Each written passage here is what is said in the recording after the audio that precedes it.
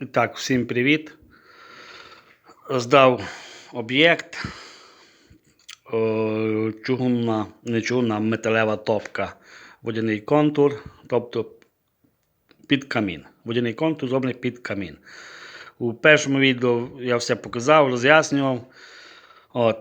Вимурений каркас або фасад каміна, чи камін сам вимурений з блоків з десятки пригородочних. Всередині все обкладено ватою.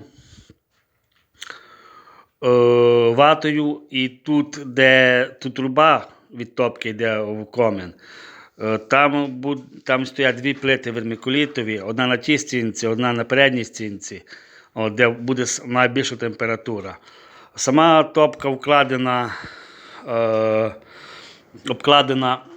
шамотною цеглою, спочатку бальзатовий картон, потім шамотною цеглою обкладена.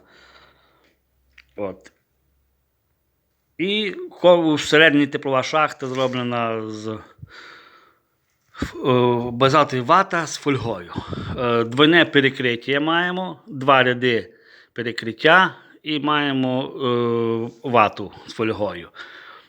І десь 40 см від перекриття вниз заходить труба. Вона десь майже метр має і не більше. Цей метр труби буде роздавати повітря в коридор.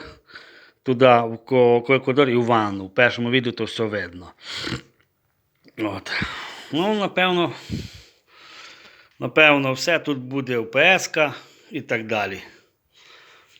Всі сантехніки перечандали. Все, друзі. Бай-бай.